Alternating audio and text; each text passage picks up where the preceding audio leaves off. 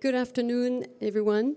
I'm very pleased to moderate this roundtable on education of populations in risk prevention in Europe. This roundtable will be in English. To train in first aid on how to deal with a disaster is not a priority in most European countries. While Scandinavia and Germany are quite advanced in this area, the situation is unequal throughout Europe. But the EU, which only issues recommendations, wants to develop a culture of risk among citizens. So what is at stake? What are the priorities? And how can we benefit also from the experience of countries that already have developed this culture? So to discuss and debate over these questions, I'm happy to welcome 5 guests. Dr. Pascal Casson, welcome. You're the honorary president of Secours Expo 2022, director of the World Center for First Aid, emergency physician, and also national medical advisor of the French Red Cross. Next to you, we have Captain Servan-Carré. Welcome. You're coming from the Ministry of Interior. We're happy to have a representative of the state, French government.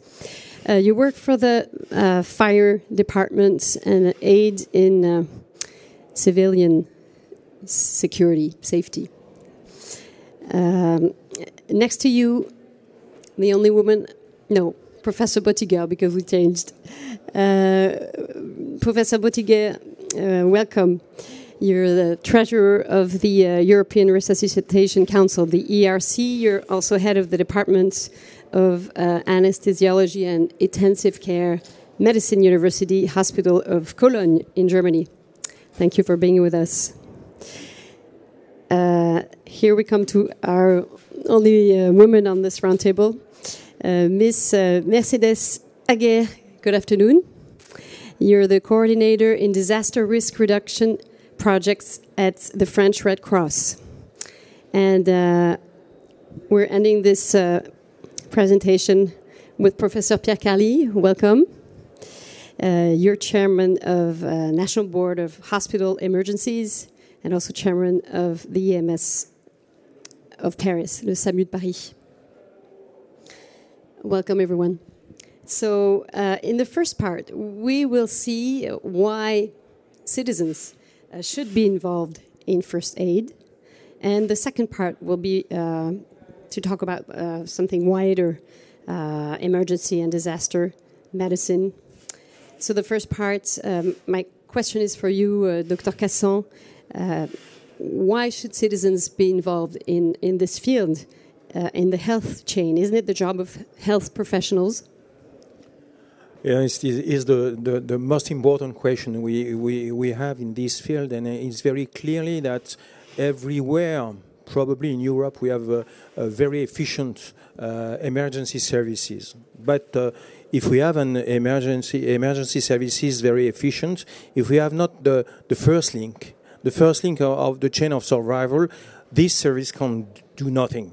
We know that we need time to arrive on the spot, and if a cardiac arrest arrives, but not just cardiac arrest, but we can imagine all situation of domestic accidents, fire or some other accidents. If the citizen don't know what to do during the 7-10 minutes where the emergency service is not here, probably it will be a disaster.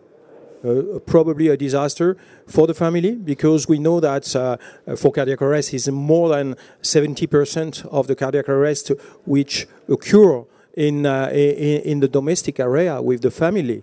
And for sure, we can't have a doctor or we can't have a nurse or a first aider behind each citizen, for sure. And we need for that that the first hand who help the casualty must be probably somebody of the family, but perhaps a colleague if we are on the workstation, and probably on the street also if it's possible. That's the real problem.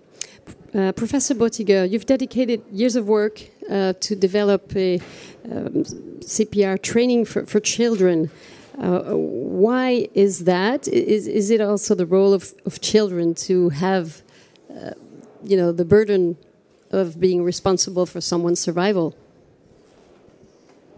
If we agree that first aid education is important to all of us and to all citizens, and if we see that, as Pascal mentioned, cardiac arrest is the most important urgency, even in countries where we have very, very good out-of-hospital emergency medical services, it takes 8 minutes, 10 minutes, 12 minutes, sometimes more until they arrive. And in sudden cardiac arrest, sudden cardiac death, which is the third leading cause of death in our so-called civilized nations, this is too long because the brain starts to die after 3 to 5 minutes after the collapse. So you need to have in every family, because in most of the cases it occurs at home, you need to have in every family lifesaver. And the easiest way to get this is to educate school children. You can even start in the kindergarten. Aren't they too young? Pardon? They're not too young? If they are 3 years old, they are probably too young. But if they are 4 years old, they can do check for signs of life and call the emergency services. Mm-hmm. And if they are 10 years old, they also can do cardiac compressions. And the most important thing is they need to learn it before high puberty, because then they have other things in their minds.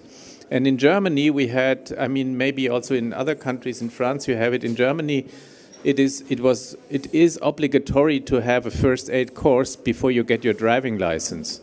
But this is too late. People forget 3 weeks after everything. But if children are learning it, they have a lot of empathy and enthusiasm. And then it is for them as swimming or bicycling. They will never forget, even if they are not doing it for 30 years. And, last sentence, we also use the children as multiplayers, because when we educate school children in CPR, and fortunately we have since 2015 the support of the World Health Organization for that, so they recommend it worldwide. If they have educated, you can teach school children in 3 minutes how to do CPR. We use regularly 2 hours, and then we say to them, you now know how to save a life. The only thing you need is 2 hands. Please go to your family, to your friends, and show them how easy it is to save a life. And within the next 2 weeks, you need to educate by yourself 10 further people in your family and around your friends. Write their names on a list and bring it back to your teacher. And that is the way how we use them as multipliers. I see. If we talk about Germany, how many Germans now are trained for that? If you talk about kids and adults, we have. You have a figure? It's more or less as in most of the other European countries. We also have in Germany a suggestion from the school ministers, but only a few Bundesländer, a few countries in Germany are really on the spot, and we are still a developing country with this. We are not as good as Scandinavia or the Netherlands, unfortunately, but we are working on this. And we just came out with a petition, so we used social media and influencers to get 50,000 signatures within 3 weeks, 50,000 signatures, because we want to go to the German government so that they make it mandatory to have school children educated in CPR, and maybe in 2-3 years from now we are better than we are now, hopefully. Okay, so when it's a slow process also within the German culture, among the public. It is really very hard to reach this goal, although everyone says it's nice, it's good. right-wing, left-wing, central-wing parties all agree, all religions agree, young people and older people agree, and nevertheless it is so hard to reach this goal. Why is that? Why is that? In your opinion? I mean, in Germany, I have the numbers from Germany, but for Europe, you just have to multiply this by 5 times or so.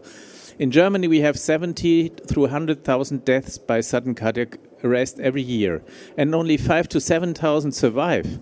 It would be very easy to save an additional 10,000 lives every year, but no one is doing anything really hard to reach that goal. On the other side, if you are looking to traffic accidents, last year, also due to Corona, we had less than 3,000 traffic accidents in Germany. Deaths, not traffic accidents, but deaths by traffic accidents.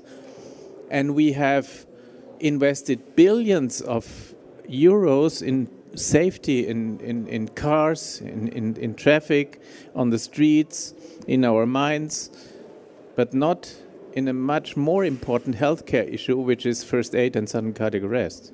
And the reason... You don't have an explanation? My very rude explanation is you cannot earn money with this. With the cars, it's different. You earn a lot of money with this. And here, it's only about life and death. And no one cares, really. And we need to change this in our world. Captain Carré, when you hear the experience of Germany and the fact that it's a very slow movement on the level of the country itself and the government, what do you have to say in France? We don't see CPR in schools. Well, I totally agree with the fact that a slow process. As for France, some years ago, back in the past, in 2004, there was a law which was voted by the French Parliament. Sorry, it was aiming the modernization of civil safety, and the main pattern in this law was to make civil safety everyone's business. But what happened since the law? Not much, no? Sorry? Not much happened since the law was voted. Back to the present years, after the terrible terrorist attacks in 2015, the French president of the Republic announced in 2017 his will to get 80% of the French population being able to make some first aid gestures. And so the Ministry of Interior worked with the Ministry of National Education, and from this start there is kind of a progressive program from the youngest one to the eldest one. Yes, the how can I say? The small one are involved with how to call,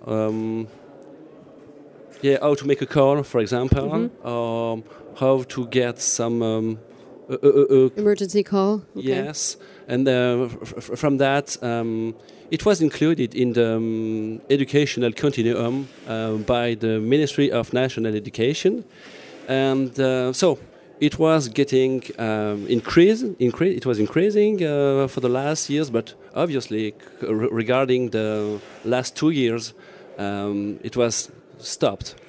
Is it mandatory? Is it mandatory in school? Is it to all? Yes, it is. Schools have to implement that. In terms of first aid gestures, yes, it is actually. As I said, with progressive programs according to the age of people. Professor Carly, why citizens should be involved in this process of the health system? What's at stake? Well, I'll try to explain that indeed in the field of cardiac arrest, but even more than that. And the first point, as Bern and Pascal said, and the captain said also, it's buying time during CPR to improve prognosis and survival. Okay, that's extremely important, but it's more than that. The fact that we can use citizens that will be involved in the early management of a victim makes a huge difference in the position he will have in the future. Clearly, by being involved, he is no more a spectator. He is an actor. That means he will do something that will provide care to another. And that's extremely important. Why? Because in most of our European society that are, in many places, welfare state, the state thinks about everything. People must know that sometimes they have to do it by themselves, with the others, but by themselves at first. So let's say that education of the population is the first step to action. That's not all. The second step is resilience. If you do something, you have no more a victim. And that's the second example we can discuss after if you want. It's about the terrorist attack. For example, in France in 2015, during the terrorist attack, the problem is to convert people that are soft target for terrorists, that are clearly potential victims, to people that are able to give the alert, to clearly spot the terrorist, to act and stop the bleeding by performing very simple life-saving procedures. And then after that, they are able to face the fact that they have been attacked, and consequently, they develop quickly resilience. So cardiac arrest, natural disaster indeed COVID also, but terrorist attack is a good example. This makes a strong link between the first and the last link of any change trying to save or to improve survival of people.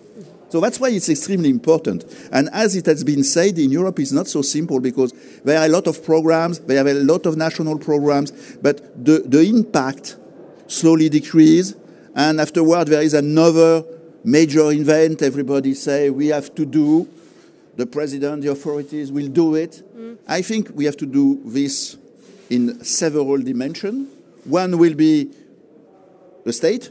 That means producing law, producing public money, but also to do that with only the population. That means private initiative. And the one that will be the good one, they must be integrated to the state organization indeed. But they begin by people wanting to do something else, to do more.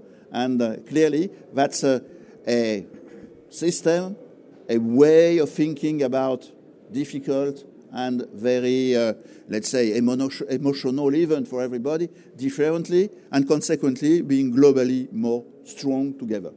So you're talking, yes, level of state regulation, level of culture and educate people. And I guess it has to work both ways. But yes, and I see that from my point of view, which is at the extremely top of the management of the victims or the patient. Like Bern, we work in a critical care unit, in medicalized EMS. So that's really the last link. And the others are extremely important. We do not exist if the other links are not extremely efficient.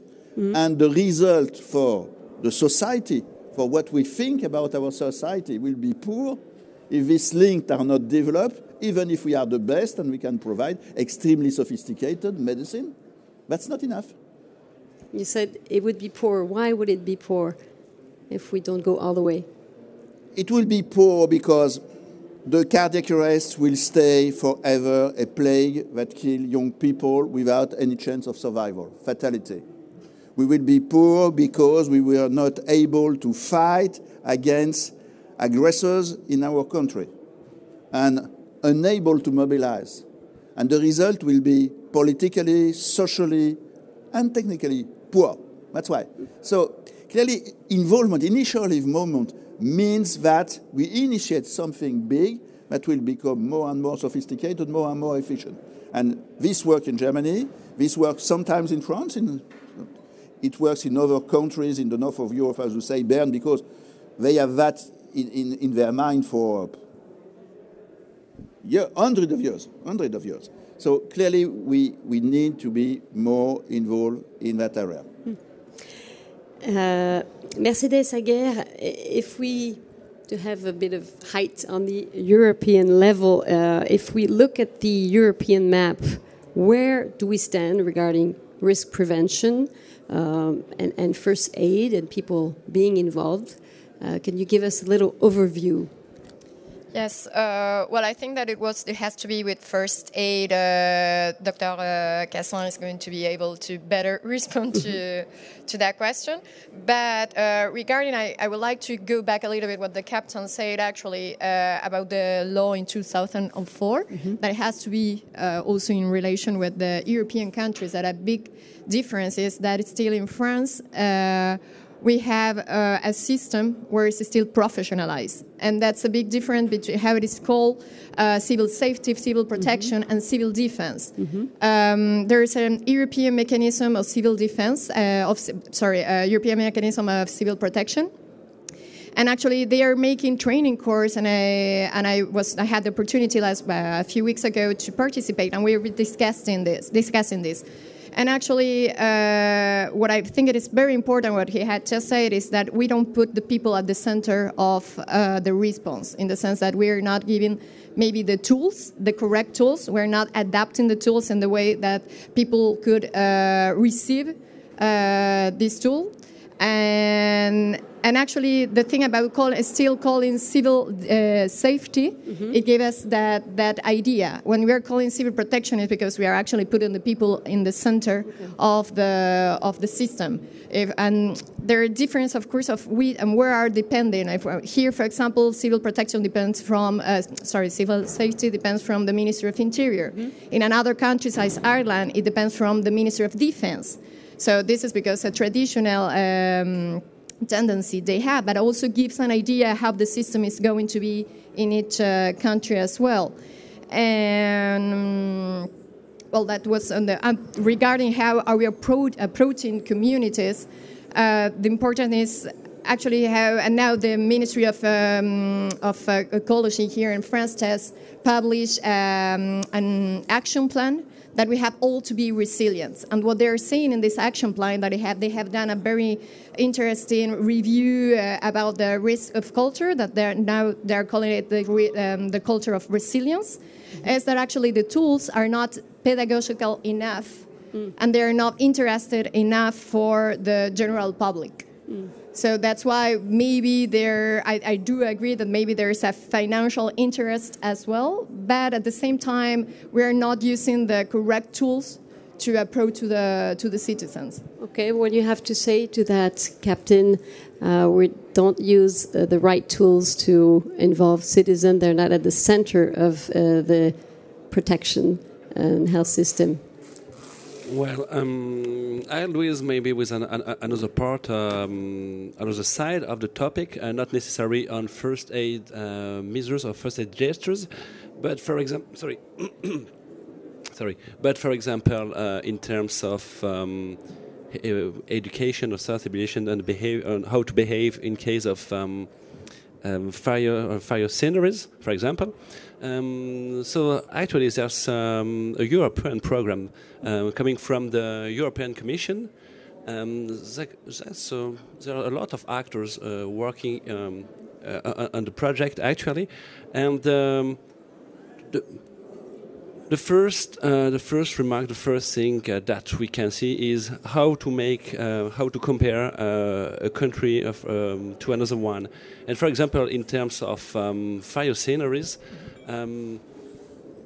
Well, the way to build is different from a country to another one. The way to the rules that are applied on how to build are also different from one country to another one.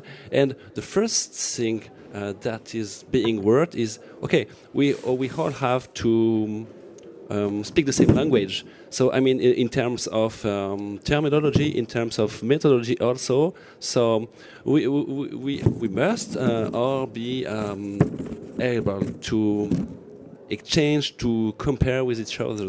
So in terms of tools, for example, the first step, the first necessary step is how to make some how to make things comparative from a country to another one. To have like common standards. Yes, that's. Okay. We are actually working on this. With you can check on the internet that is called EU Fire Stats.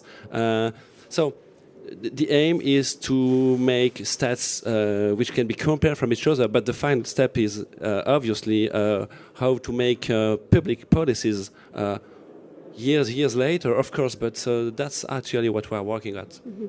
Dr. Casson, can you give us an overview on the situation in terms of first aid throughout Europe? About Europe, but we can compare with the rest of the world also. It's very clear that France is on the middle of the scale. We are not the baddest, but we are not the best, for sure. And we see the situation in Europe that some countries are more involved in the citizen education.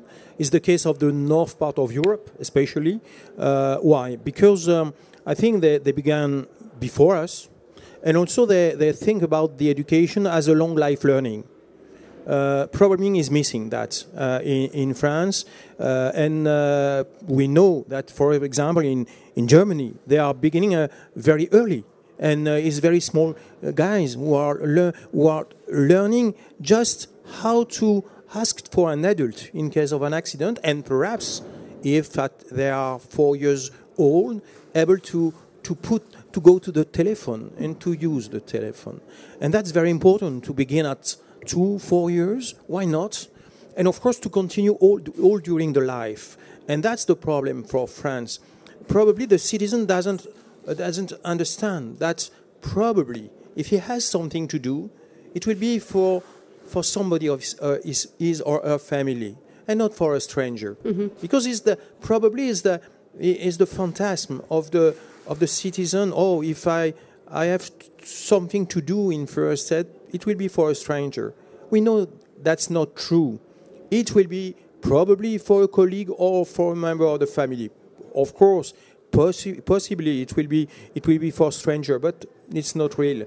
And I think that this effort we need, especially in France, because we have to talk in France, but probably in many Latin countries, because we can see that that's the spirit of Latin country waiting for the state.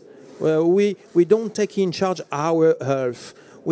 We are responsible of our family, and if I'm a father, if I'm a mother, I need to know how to save life, and perhaps not. We have not to take to talk about cardiac arrest every time, but just an hemorrhage or a burn. It's very important for parents to know what to do, and probably if we begin with the young people, it will be the open door to the family.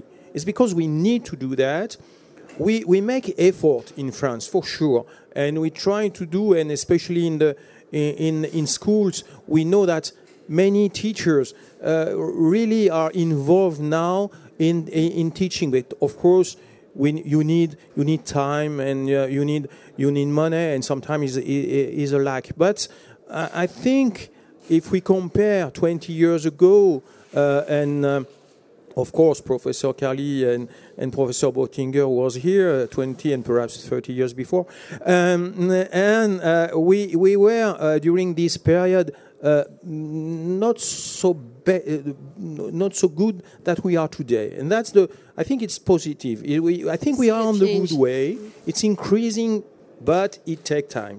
Of course, it's not magic, and we need to educate the population, and it's really a changing mind. And that's very difficult. And how do we operate, Professor Carly, how do we operate this change of mind? We don't see any campaigns, public campaigns talking about this. So people don't think about these, gestures and so on, because we never hear about it. So clearly the problem is why I do something if there is no benefit for me? Why I have to be involved if there is no benefit for me? You can say it's a global benefit. That's intellectual.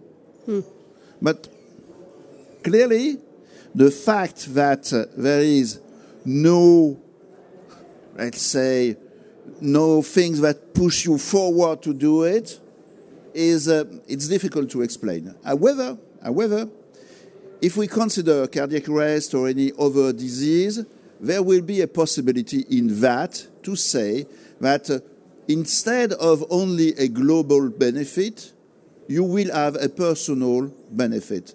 That benefit is the prevention.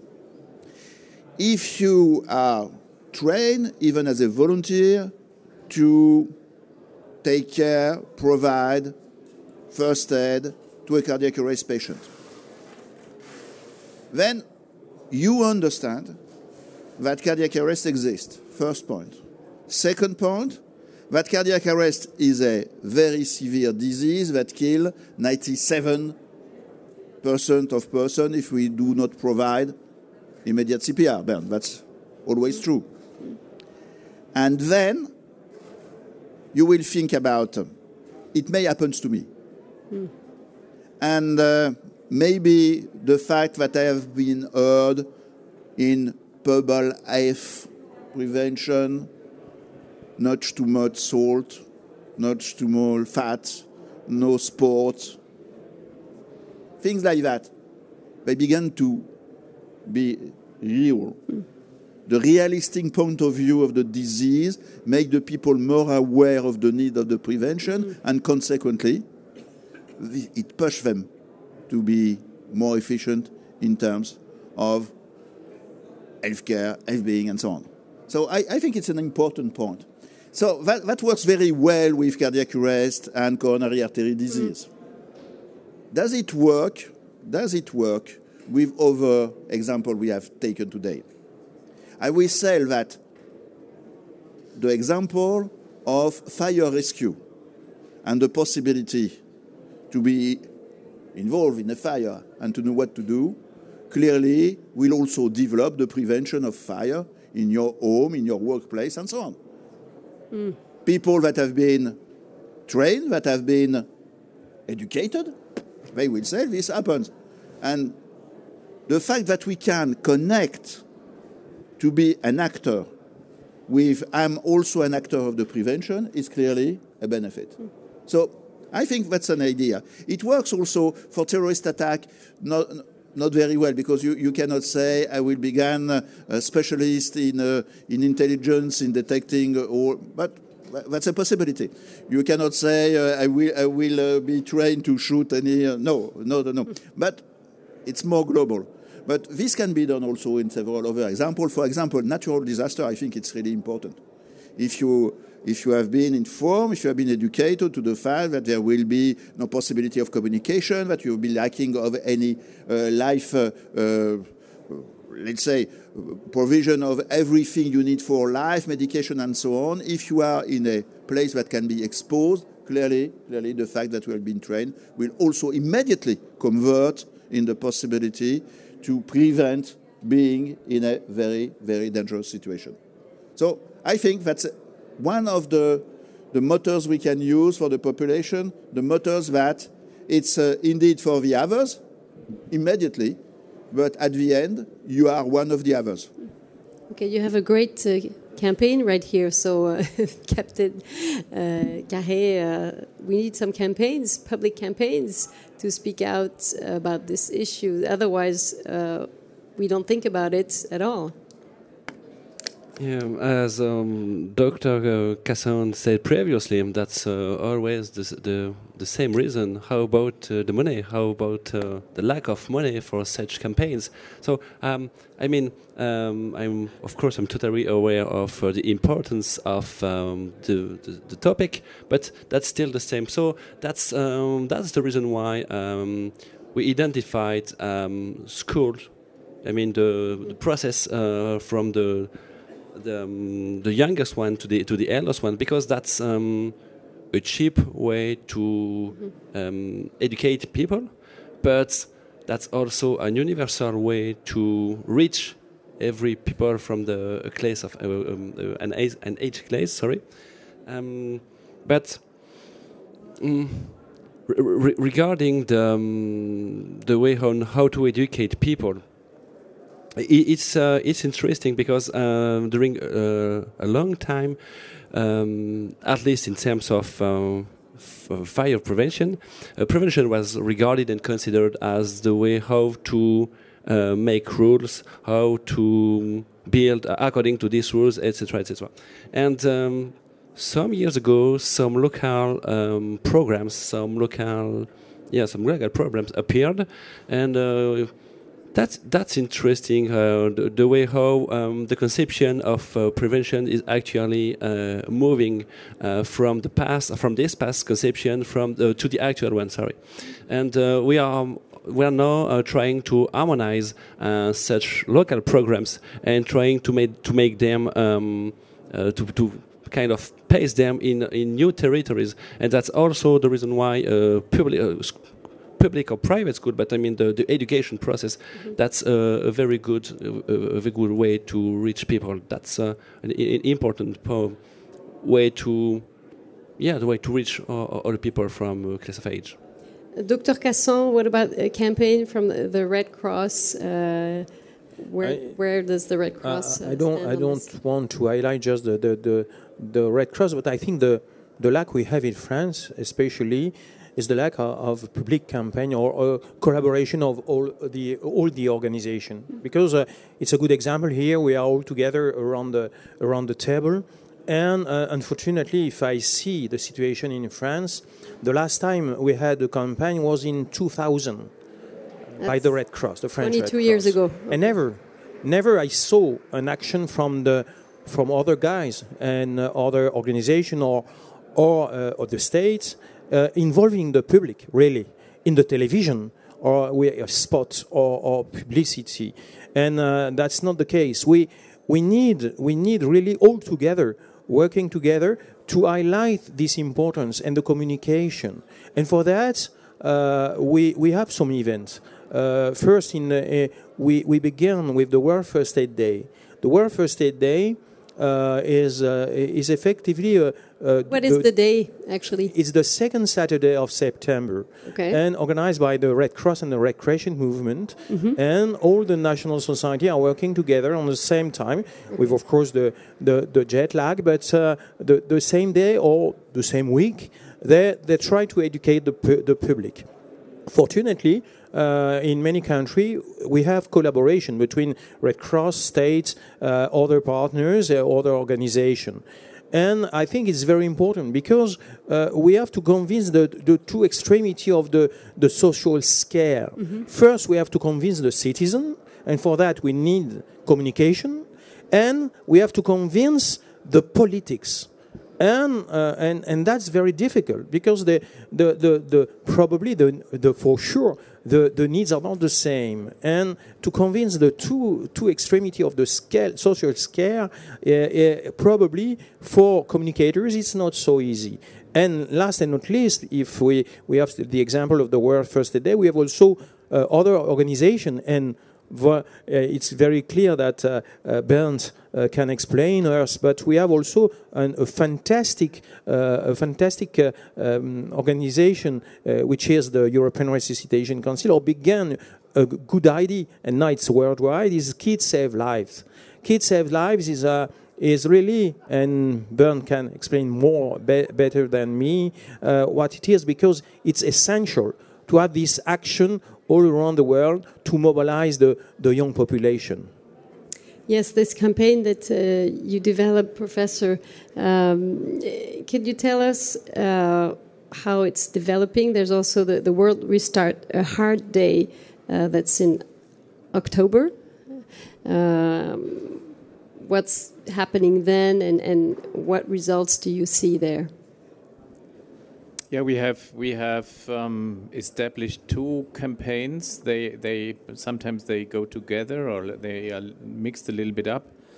The Kids Save Lives campaign is, as I mentioned before, we started in Germany or in Europe during the European Resuscitation Council Congress 2009 in Cologne, where we have trained 400 school children in the town hall how to do CPR on mannequins. And this was in all the news, in television, in the evening, in all channels. And that was more or less the start. And then we said we need to, as I said before, we need to go into the schools and start at least at the age of 12 or so, before puberty, to educate them in CPR. And then during these days, we said children saving lives, and later on, we named it Kids Save Lives because it's more good wording or so. Visual. Kids Save Lives is a very nice wording. And then we went to the WHO, and they supported us since 2015. And the European Resuscitation Council is an umbrella organization for 33 national resuscitation councils. And we told them, please go to your parliament, to your ministries, and to all these legislative administrations, and convince them that this must be mandatory in schools. And in the meantime, this Kids Save Lives campaign has reached a status where we have it mandatory, school children education in CPR, in 6 European countries, and it is at least a suggestion in 23 additional European countries. And it's not only in Europe, but it's all over the world. For example, in the state of Sao Paulo in Brazil, the anesthesiologists over there made it possible that it's also a law there. And I was personally down for my first time in my life in South America, training small children from in favelas in CPR, and they are really very enthusiastic. Mm-hmm. So this is Kids Save Lives. And the World Restart a Heart Day was born in Europe when we thought in 2012 that cardiac arrest is such a major healthcare issue. 350,000 people are dying in Europe every year, although the emergency medical service are going to them, but they are arriving too late. If you put this another way around, this is 1,000 deaths per day. That's huge. In Europe. This is as if 2 jumbo jets would crash down every day in Europe without any survivors every day in the year. That's the healthcare issue. And we thought we must do something. And then we went to the European Parliament in Strasbourg and sampled signatures, and we got signatures from 400 members of the European Parliament, which is more than 50%, to establish a European Restart a Heart Day, which we then did in 2013. And again, with all these 33 national resuscitation councils, we put it in all the different European countries. And in 2018, we started to do this worldwide. And the biggest movement we had was in 2019, last year before the pandemic. We have trained 5.4 million lay people in CPR, and we have reached more than 200 million by social media and television and radio and so. That's huge. That's something at least. Do you have a figure for like survival rates with CPR? Were you able to establish some statistics? We know that in countries that are very enthusiastic in doing these kind of efforts, for example, Denmark, we all know, even if you're not a soccer fan, we know Christian Eriksen, who collapsed during the soccer game and was resuscitated immediately. This is happening 2,000 times, 1,000 to 2,000 times a day all over Europe. And he was lucky because he had trained people around, and he was able to post on Instagram in the afternoon because cardiac arrest is not a big issue if you immediately start CPR. And Denmark, this happens in Denmark. Denmark is a very good example because they started in 2001 with a national campaign, with the support of Her Royal Highness, with the support of the parliament. And within 10 years, they increased the lay resuscitation rate. Someone else is speaking here. Lay people starting resuscitation before the emergency medical service arrived, they increased it from 20% through about 50%, which is a huge effort in 10 years. It is possible to do so. We can learn this from Denmark. And in parallel, by this intervention, it was an intervention of the whole community in Denmark, they increased the survival rate from out-of-hospital cardiac arrest by 3-fold. And I mean, we have some doctors and some specialists here in the room. Does anyone know any intervention in a deadly entity that was able, in the last 50 years, to increase the survival rate by 3-fold? There are no drugs, there is no surgery, there is no intervention, there is nothing that compares to this. So this is just exceptional. That's just great. It does cost more or less nothing, and it helps many, many, many people in addition to survive. Professor Carly, as the French correspondent of ERC, did you go and talk to the parliament members? Did you try to activate some public action? Yeah, I think that Bernard has explained you that it was a movement created in Europe in order to have something that will be global around all the country or the community at the same time. Because, as Bern said, the problem is to convince the politicians and globally the public opinion that it is clearly a plague, something that we can fight, and not only a normal life. People die because they live and they die. There are some of the events must not happen. And if they happen, we have to do all what we can in terms of improving survival. So the aim of the Restarter Day was to say that all the voices from Europe the same day at the same time, to make all government be involved in that. And in fact, it was a win-win situation, because it was good for Europe to say we do something more than only restricting the budget expenses.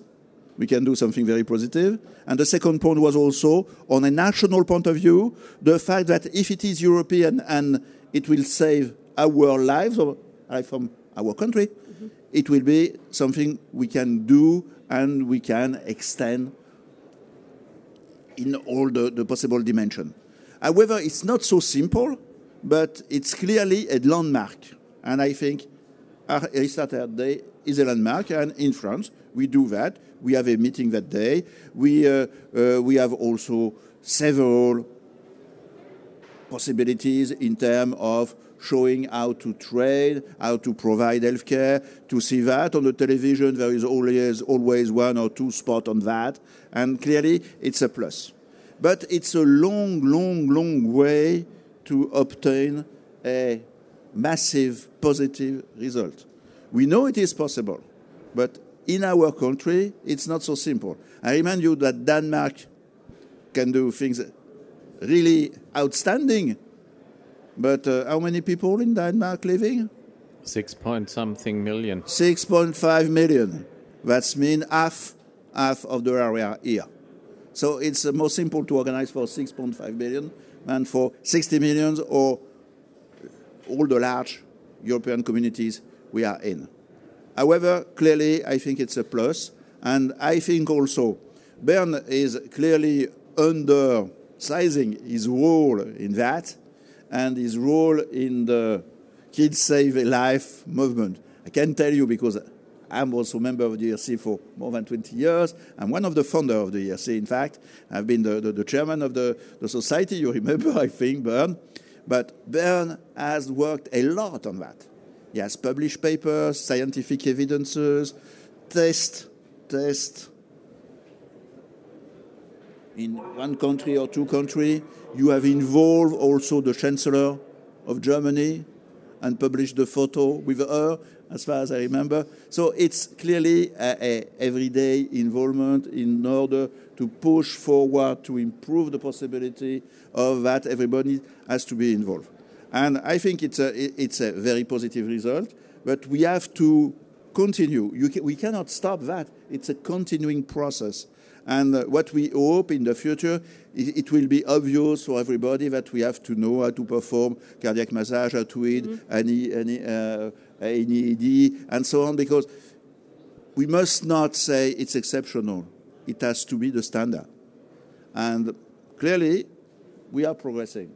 And as it has been said before, 20 years ago it was science fiction, and now it's only a matter of quality and improvement. So that's, in a way, a positive result. And we probably have to fight also against fear. And, that's part of changing this culture. Fear of, am I capable of doing this gesture? Am I well trained? That's probably one of the also resistance, I would say. We're going to talk about a wider scale exceptional health situation or disaster medicine. In the second part, Mercedes Aguirre, how should citizens be involved and why, in case of a natural disaster, and let's talk about the big issue that's concerning our planet, it's climate change. Today there's walks around France on climate change. Why should people be involved and how? Well, it's quite a very important and very big question.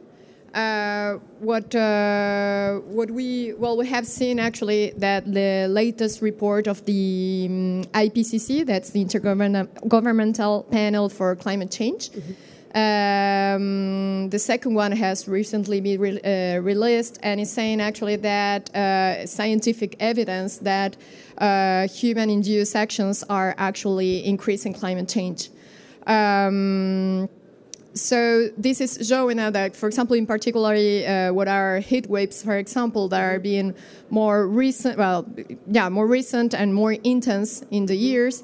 And we have particularly the example of in 2003 in France, well, in Europe, but everybody knows, that it was like a marking point a little bit that made a change.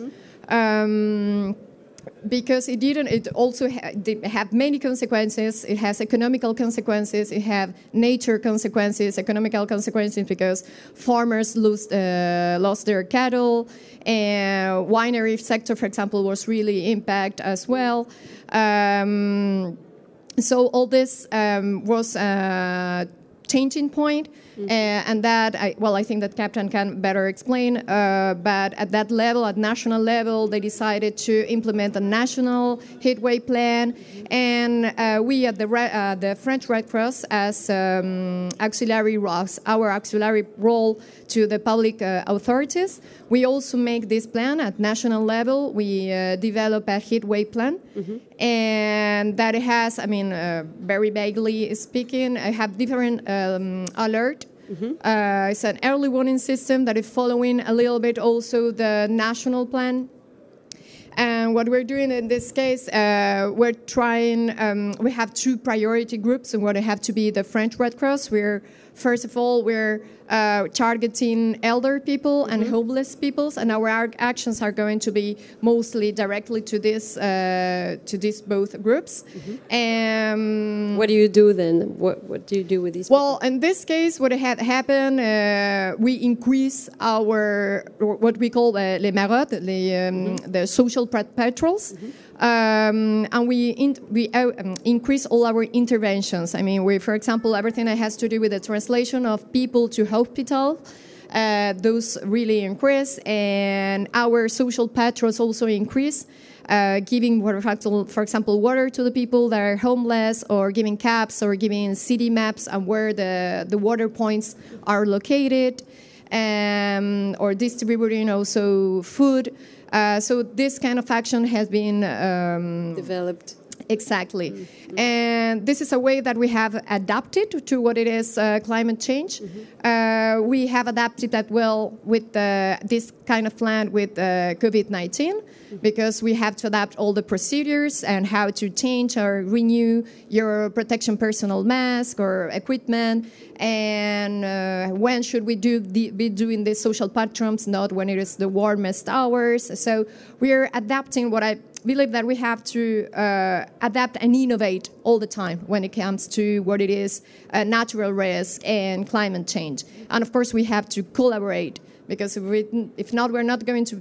All sectors are working in silos, and we have seen that during the COVID. Mm-hmm. And one of the things working in natural disaster is trying to make understand that it is a cross-cutting issue, that we're working in all sectors, and we cannot do it in only one sector, and we cannot do it alone. Mm-hmm. We have to all work together, all the stakeholders, from public authorities going to small association and private sector, of course, and scientifics. Is really an effort of everybody.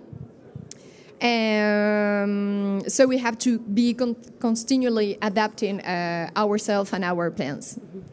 Captain Carré, yes, we do all have in mind the 2003 heat wave in France that killed over 10,000 people.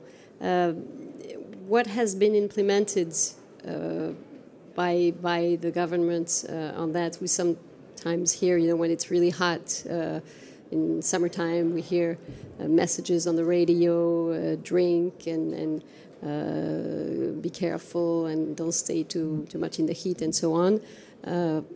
How did this change then, from then? To be honest, I'm not exactly specialized on this field, but as far as I know, I think that that will be also related to the health ministry and solidarities in terms of plans. So I can't tell exactly for that, but I would like to. Regarding to what we said previously, when we talked about the mind, or the necessary change of mind as in the relationship we have with such events, maybe that we had kind of I don't know how to express it. I don't want to be rude, but some kinds of maybe. We used to regard to look at these events like a kind of acceptable part, or I don't know how to express it, but I think that's the necessary part now is actually to change the mind, as we said previously. So that is related to plans, but in this typical field, that's more from the health ministry. Professor Carly, yes, you can comment on the first point is that 2003, the major heat wave we faced in 2003, was clearly at that time a surprise. That's the first point. And going to the global climate event, it was the first time we had such an important climate event. Heat waves in France had happened. But before that, in 1996, it was a big one. But we have no way of analyzing it, and there was a large amount of death that will give us the impression that we have to prepare for something bigger. So 2003, I remember perfectly this period. I was already in charge of the EMS in Paris. It was August, the weekend of the 6th to the 8th August, and I decided to replace one of my assistants who has broken an arm in sports. So nobody on duty for the weekend. So I do it. that weekend, 2,500 persons were hospitalized with heat stroke in the Paris area. And before that, I have only 2 points that I know. The first one was heat stroke in the army, because it happens in the army, because when you have exertional heat stroke, that means you are making a commando race and it's clearly something exhausting and with a very hard climate. But that was 1 or 2, 3%. But we know the disease. The second point was it happens like that very brutally at the same moment. And we observed in Paris that we had the first sign we were unable to interpret was elder people with a lot of fever. Infectious disease, obvious. And it has taken us 1 or 2 days to make the relationship between the fact that the temperature was increasing in the city and the fact that elder people are dying of heat stroke at 33 degrees. I remind you that we stay at 43 degrees 2 hours. We are fried like an egg. Your brain is fried and it's finished. We can do anything. It's finished. So we discovered that. We discovered that in 48 hours, and we discovered the fact that, in fact, in Paris, there was an extremely dangerous place that we didn't know, the rooftop. The rooftop in the old buildings of Paris, because if you look at the cover, it's made with zinc, with metal cover, and consequently, it's clearly a place where you concentrate all heat. And in fact, it was so hot that people were dying there. But it's at the 8th floor, the 6th floor, an old building. And the time we discovered the first people killed, there are plenty of others at the same time. So that was a nightmare, but we discovered that. We begin to fight the risk. The first thing was to find ice to make the temperature drop. When we have tried to do that in all the hospitals at the same time, in all the possible places, to find ventilators, to find places where there were air conditioning and so on. But it was clearly at that time improvised. And nobody was aware of the fact that it was not in the few quarters in Paris, it was in fact half of France and probably 1/3 of the Europe at the same time. One of the interesting points was that when we have looked at that, my first feeling, in order to know what to do, was to call people that were living in the south. And physicians, including critical care physicians in the south, told me that it's very hot, but if you have the good prevention measure, it will not kill not a lot of persons. But you have to be protected. And the first point, and that takes us again to the discussion in this meeting, was that we have no prevention. No prevention at all. We are unable to analyze what are the population at risk. We are unable to make this population to be protected. We are unable to give the correct messages to the population. So we have done all that improvised, and consequently, probably we limited the number of deaths, but it was clearly something terrible. And then, afterwards, we decide that it was a national emergency, and we create the special plan that we have now. And this plan is working. There was a couple of people that worked in this plan in the room before that. Who knows? First, we have the indicators. We have the dashboard, meteorological, climate effort are now monitored for all France every day at 8 p.m. We see there is an alert or not. That's really important. Second point, we know that we have to immediately strike hard on the population at risk, take them, make them in a safe place, send people home to check that they are there, that they receive all the... And then not only give water. We have killed, during the heat wave in Paris, more people by giving water than leaving them with the warm. They drank too much? Yes, because if you give liters of water to elder people, they will have cardiac failure, and then they have acute hyponatremia, and they are comatose. So it has to be improved. But we have discovered that, unfortunately, several months after, when we analyze all the cases and been through. So in the plan, you know now what to do. We know that this plan has to be national. It has to be clearly, immediately public. It has to be organized and financed all the time.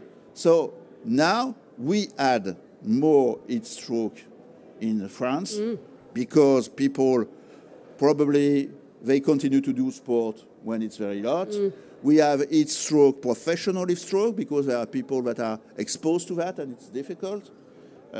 But the fact that it will kill a lot of people because we are not aware is no more possible, and that's a great improvement. And we teach that now to all the authorities. And if you consider what happened in France, the fact that our authorities are extremely honest in analyzing the consequences is an important point. Because if you consider what happened in other countries, even in the south of Europe, they have also a lot of death and a lot of consequences. But that was not part of a possibility of public analysis.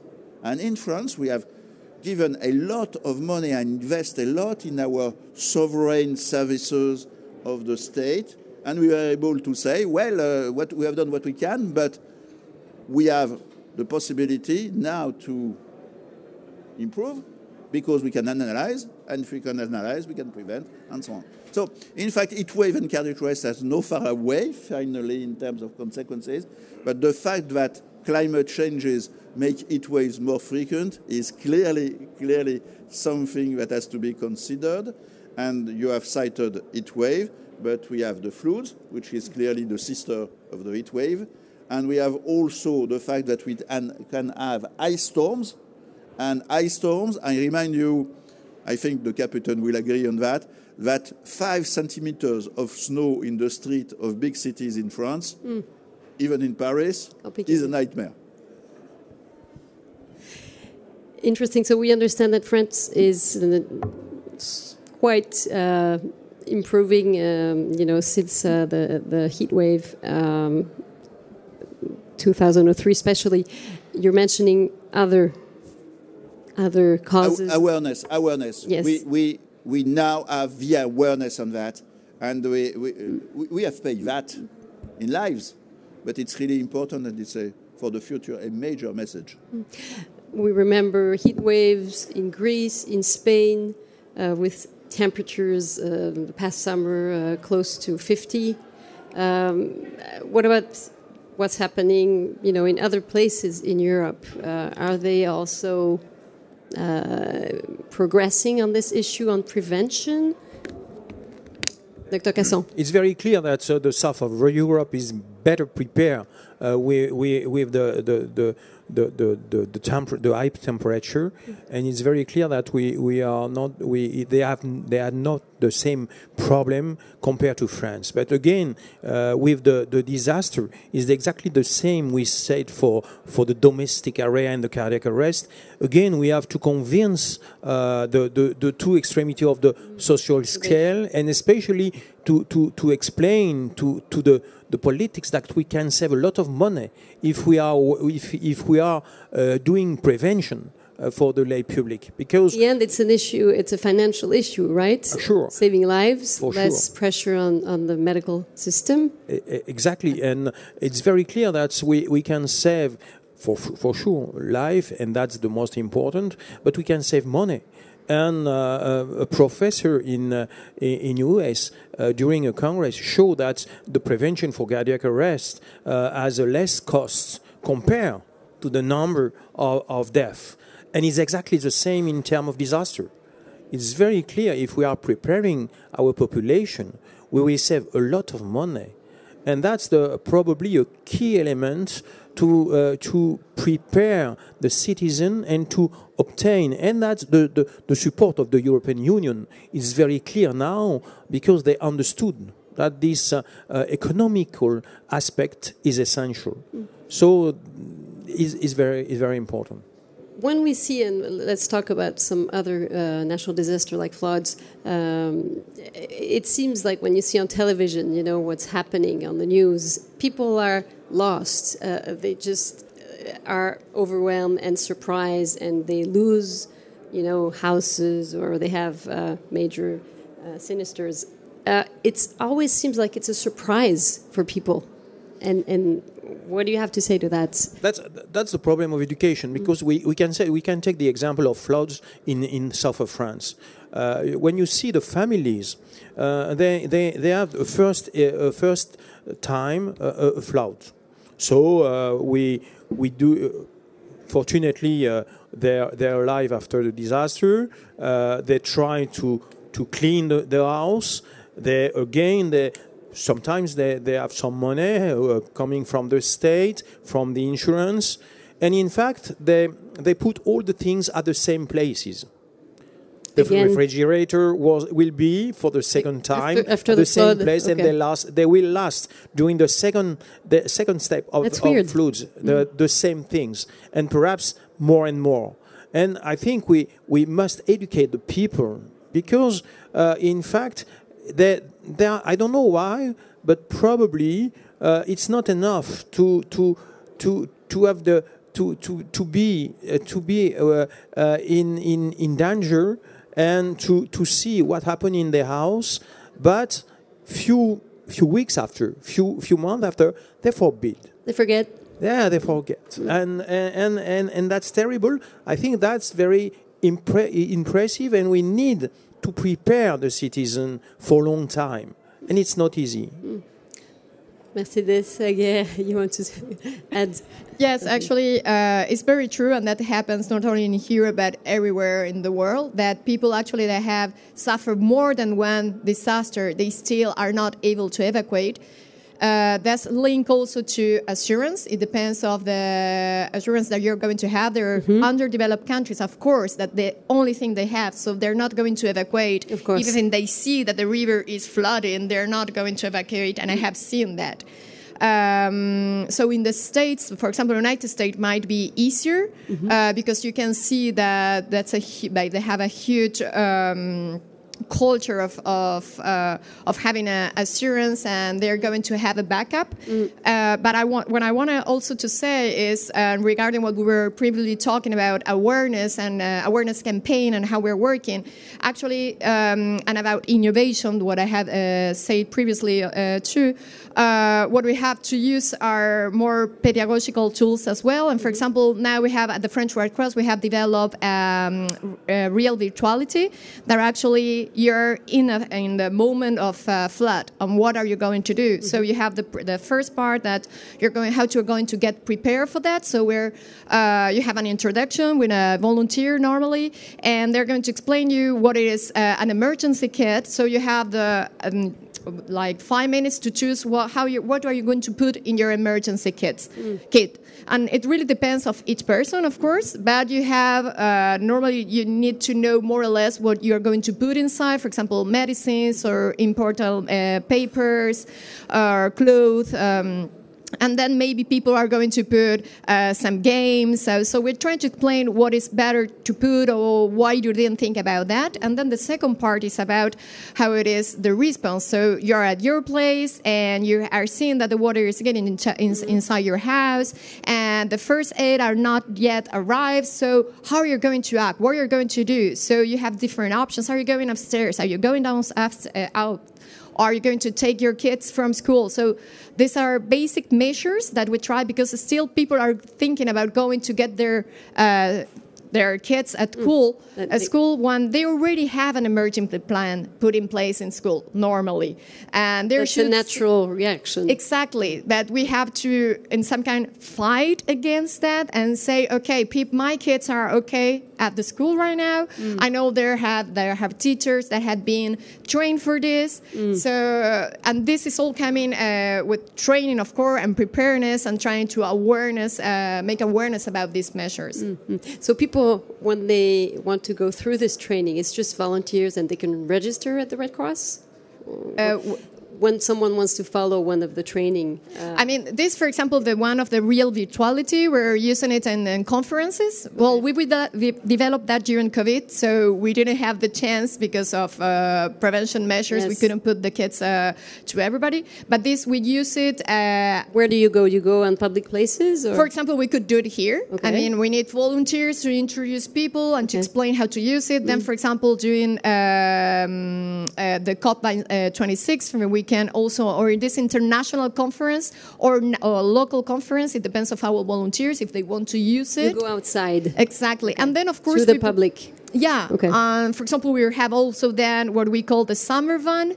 That it was a van that was going around France with volunteers as well, and they were explaining the first aid gesture, what to do, and also how to identify risk and what are natural risks. Because the thing is that we're talking with a vocabulary that is really complex. I mean, we're talking about prevention, preparedness, mitigation, risk, hazard, and all this is scary. Yeah, exactly. It's a lot of scientific and complicated vocabulary for adults, for experts, for everybody. So just imagine like the public in general or kids.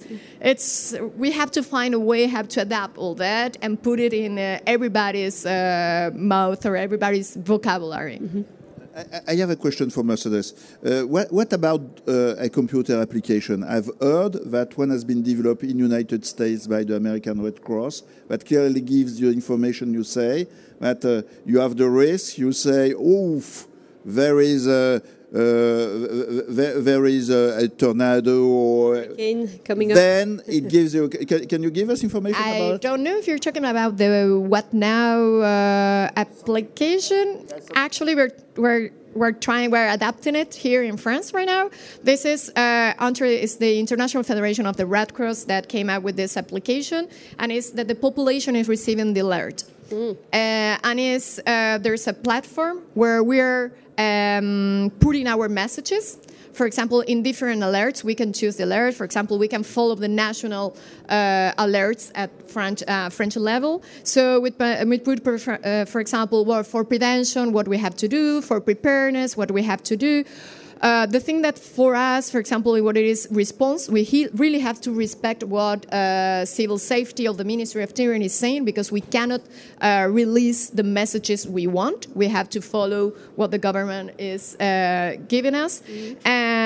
And the idea is then that media after can go to this platform and take these messages and are going to release it to the population. I don't know if it's that what you... Yeah. So it's exactly that, and it's the fact also that people will be connected, and it's far more simple to re-establish connection to internet than to have the possibility to have classical phone lines working and things like that. So consequently, the fact that they receive the alert if something is beginning and they don't know what it is, improves clearly their reaction. And the fact that they can access to information that has been prepared in case of you have this, it clearly gives you what to do. It's probably saving a lot of time because retrieving all this information from internet will not be simple in the middle of the panic, in the middle of everything. Mm-hmm. So clearly I think that using apps or connection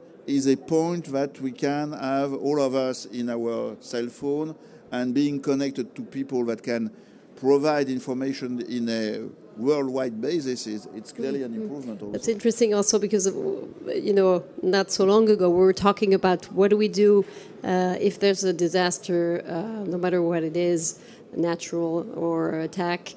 We should listen to the radio.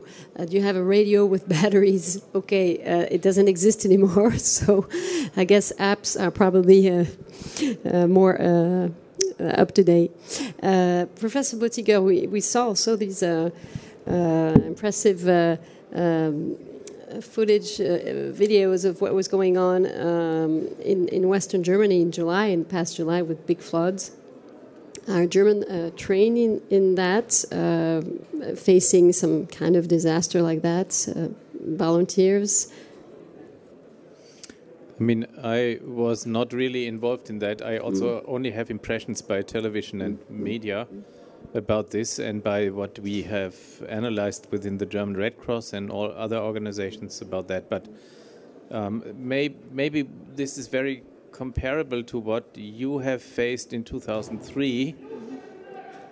We faced it with a flood last year, because no one would ever expect something like this in the middle of Germany. I mean, even in 1 hour before that all happened, and 180 or 90 people have died, or maybe more, all the official administration said, don't be afraid, it's heavily raining, but there is no danger coming down.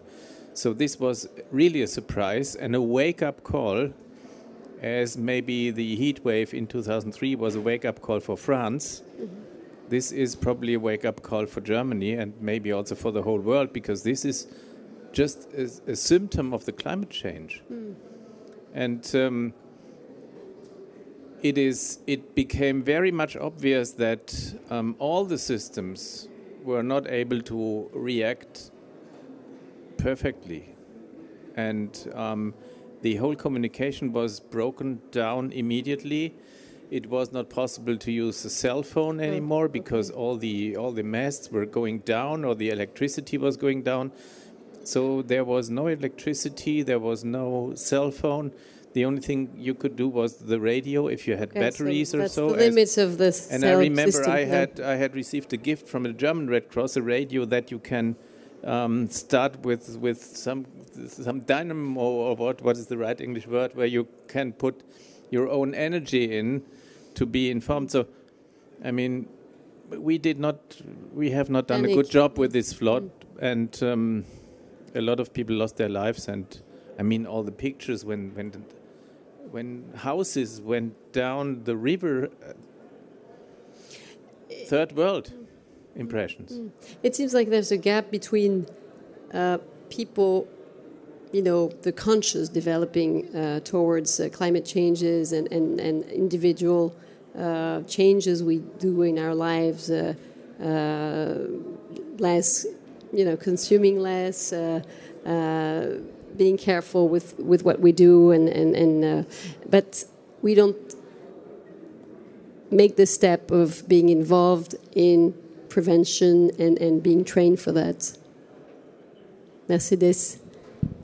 I would like just to add maybe the positive of all of it, and it's also from COVID, and we have seen at the French Red Cross, and also I have example from the German Red Cross, that actually the quantity of volunteer increases. Okay, so that's that was one of my questions. Oh, sorry. So you see people, more and more people knocking at your door. Yeah, I mean, it happened also after the 2015 terrorist attacks in France, that we have seen an increase of volunteers. But the thing now is that, and I come back to my previous word about adapting, is that we have seen that we cannot ask for people to be engaged as a volunteer all the time.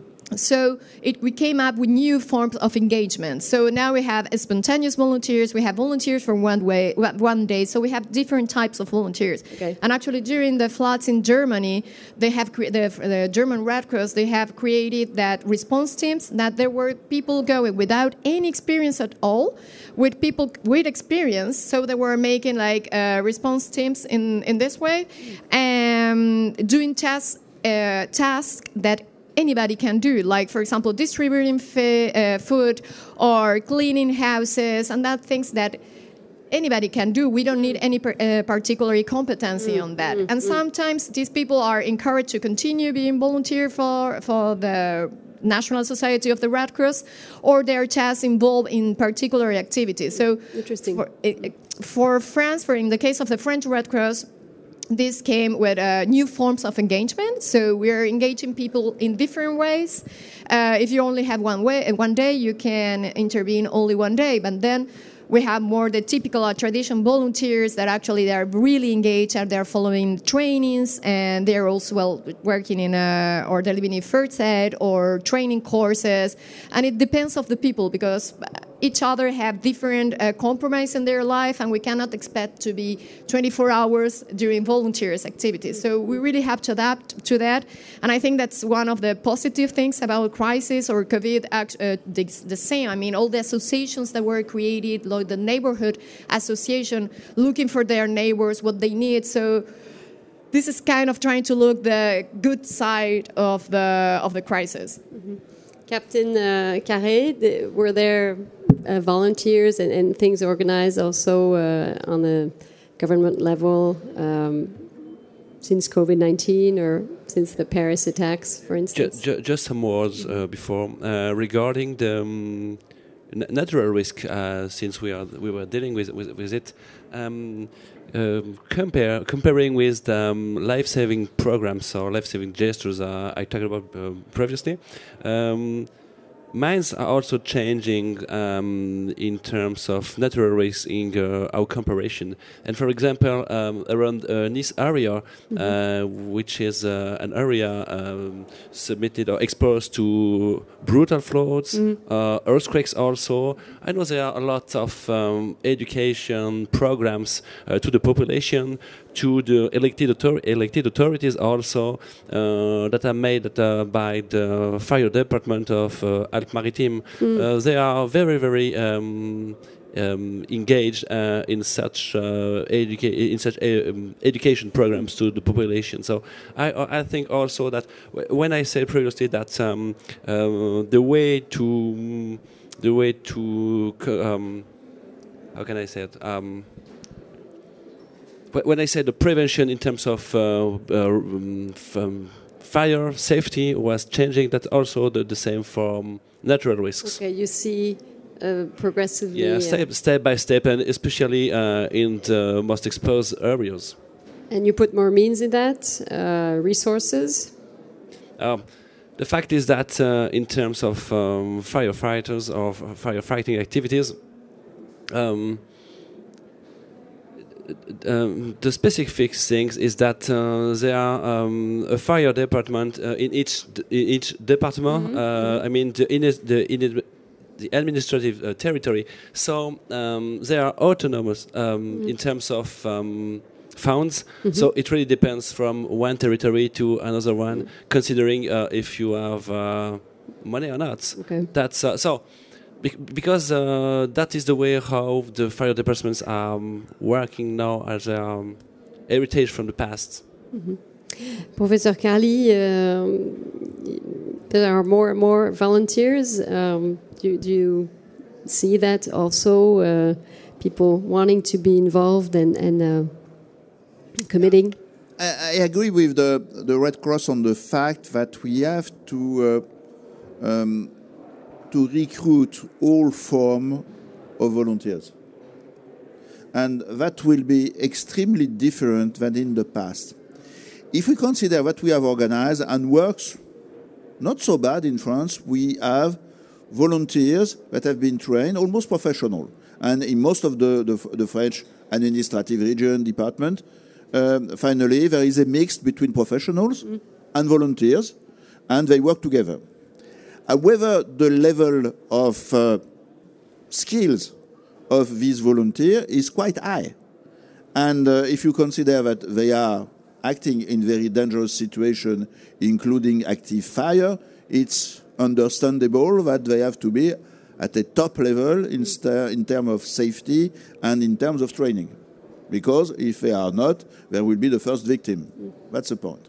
But if we consider volunteer in a more global way, the possibility to use small part of the act of being volunteers may be extremely useful in a large scale. That's why I think that the possibility to have apps, phone apps, for example, is a way of improving this, let's say, one-day volunteer, 1 hour volunteer, one-time volunteer. But if they are at the right time at the right place and they can do something that may not be very sophisticated, but that can be extremely important in terms of survival, So consequently, I think that we have to use new technologies to develop the fact that if I want to do something, the computer will find what I can do and when I can do it. And consequently, it's create a global way. We have a major risk that we have not discussed a lot, is the fact that we are in France so convinced that the sovereign services of the state are extremely efficient, that many people say, well, I can do nothing. They are so good. I can do nothing. And if we can convince people that if they can give 2 hours, if they can give some food, or if they can call and use the right system to call and things like that, if you summarize all that, it will improve globally the response when we are facing a very dangerous situation for the whole country or something like that. So consequently, I think for the young people it's very important. You will not find easily people that want to work for weeks to be trained and so on. But if you ask them, are you ready to do something? Maybe they are, and they can do something simple. And if they are guided to do it, that's where the technologies will be important. I think it will be some help. And in the future, we have to think about the fact that all the good possibilities must be put together if we want to be more effective. The good wheels. Dr. Casson, you agree with that? Yes, exactly. That Pierre said. It's we have done a real communication aspect with the volunteer for one day. It was a decision of the Red Cross to propose to the citizen to be volunteer for one day. Secouriste d'un jour in French, and that's very important because if we want to involve more and more people, probably in normal life they have no time. They have no time to be involved as a volunteer because it takes time. It's necessary to be trained during 40 hours, and probably is too much for the citizen. It's necessary to give them the basic principles, and the basic principle will be, of course, be used by themselves for them and for their family, but also for the whole community. And that's the most important. And probably it's learning solidarity. And during disaster, that's the problem. The first hand who will be with you, it will be probably your neighbor, but not for sure not the emergency service. And that's the most important during disaster, to think about that. Probably the help can come from myself or just from my neighbor, but nobody more. And we have to explain that. We have not we need to explain to the population that they can't wait from the state at this time. We have no possibility. If it is an earthquake, fortunately we have not a lot in Europe, but we have some volcano. Our colleague from Italy has that, and other country has major disasters. So I think we have to work jointly. We have to cross the border, and we have to work together, because if for sure we have experiences from country to other country, and unfortunately I think this collaboration, sometimes we are reinventing the wheel. And the will exists sometimes just in another country, and it's necessary to take some good example, to promote prevention, to promote social inclusion, and of course to include all the citizens also, to explain that during disaster it's essential to help people who are blind or people who are handicapped. And it's very, very important for everybody to take that into account and think, a disaster happened or something wrong happened. My neighbor is in running chair.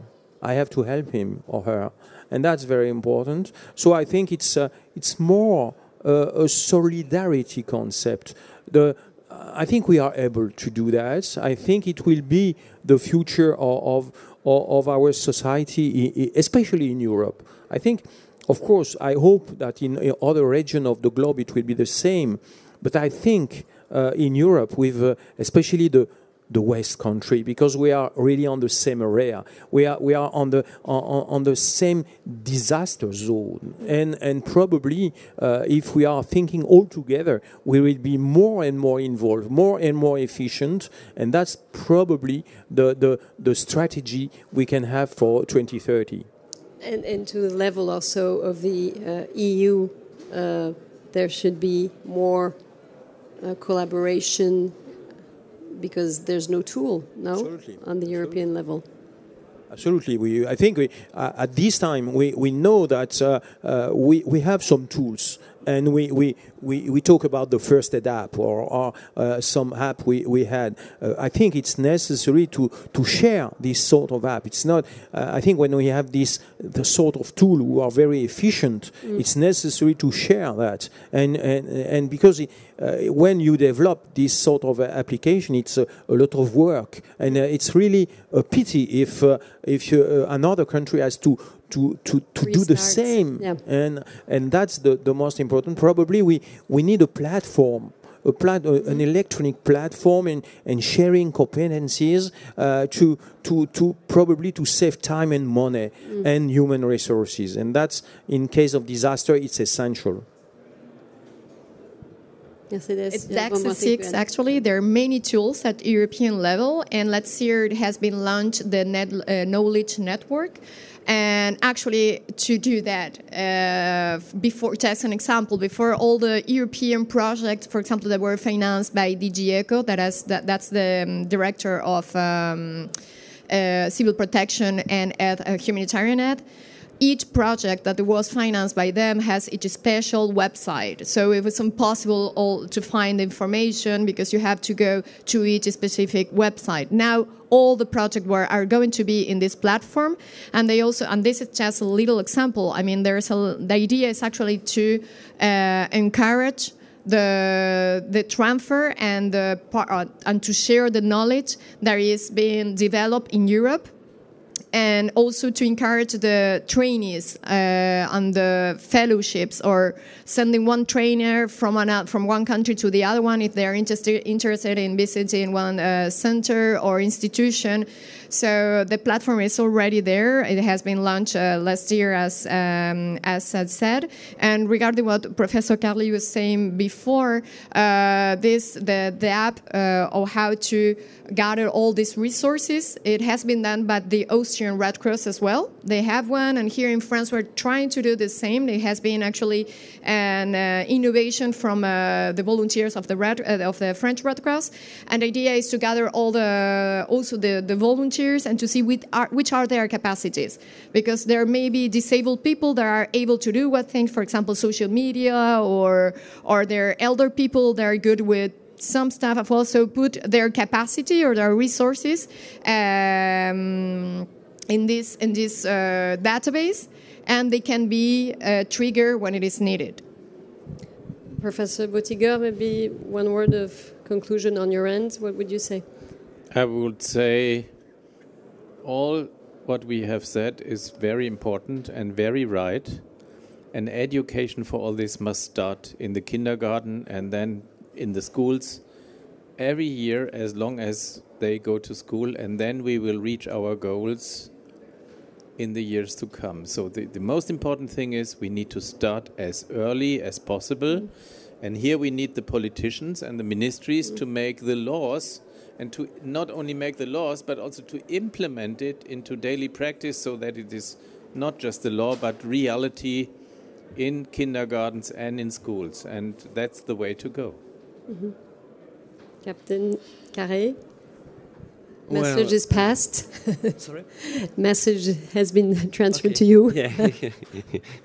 Implement the laws. Yeah, so as a concluded word, that's right. Yeah, so military people used to say hard training, easy war, but that's exactly the same for the civil safety. So I think that's Yes, the important point is to work all together. I mean, the authorities, the administrative authorities, and professional and so volunteers, and also, as I said, when I just started, the law from 2004 was to place to make civil safety everyone's business, and that's still the same. Professor Carly, what is your conclusion? In order to make a long discussion simple, we have to improve. And obviously, no, we are joking. We outlined the fact that things are changing, that recent experiences, including natural disaster and the COVID and so on, make clearly obvious that we have to work together and that the first link of any process will be the public. So we have to have the public on board from the beginning. And that's true in terms of doing something, but also thinking that they are involved and not only to be associated because they are no more victims, they are actors. So I come back to this point. I think it's really important. And the last point for the conclusion is if we do that together and we add a European dimension, it will be more and more effective than if we try to do that alone. And I think there is no differences in private or public services in that way, in the fact that we are working in an organization or working in a services. Never mind, the only aim is to improve. And obviously, we have a lot of work to do in the future on that. But however, I'm confident on the fact that this recent disaster we have been in front of and a very exceptional situation, indeed, they killed a lot of people. Indeed, we have a lot of money that has been given to that. But we'll have lessons, and it's our job to then take this lesson for a huge improvement and not a small, normal, progressive improvement. And as Dr. Casson said, go to a European level and, collaborate more with each other.